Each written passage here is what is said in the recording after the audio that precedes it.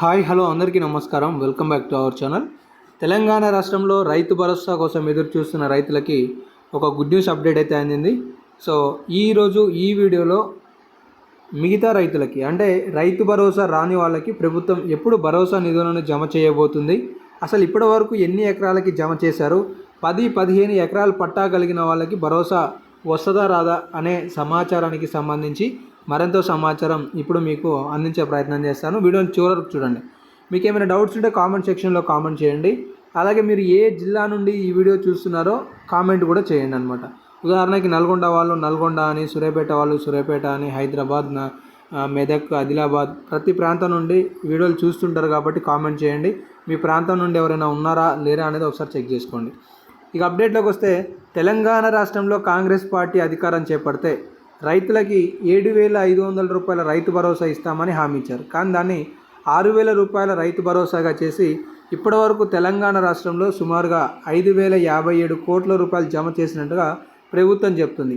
అయితే ఇప్పుడు వచ్చిన గుడ్ న్యూస్ ప్రకారం మిగిలిన 13 లక్షల మంది రైతుల ఖాతాలలో ప్రభుత్వం 4,000 కోట్ల రూపాయలను ఈ నెల 23వ తారీఖు నుండి జమ చేసేందుకు ఏర్పాట్లు చేసుకుంటున్నట్లుగా మీరు ఇక్కడ సమాచారాన్ని చూసుకోవచ్చు.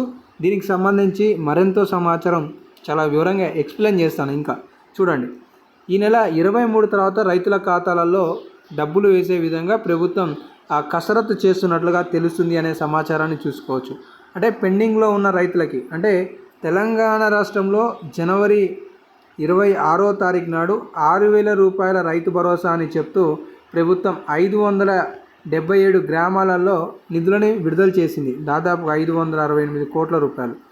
మళ్ళీ ఫిబ్రవరి నెలలో 3 విడతల కింద 1 ఎకరం వాళ్ళకి, 2 ఎకరాల వాళ్ళకి, 3 ఎకరాల వాళ్ళకి నిధులు జమ చేసింది. మళ్ళీ మార్చి నెలలో 4 ఎకరాల రైతులకి, అంటే 4 ఎకరాల లోపుకి సంబంధించిన వాళ్ళకి ఇచ్చినట్లుగా ప్రకటన చేసింది.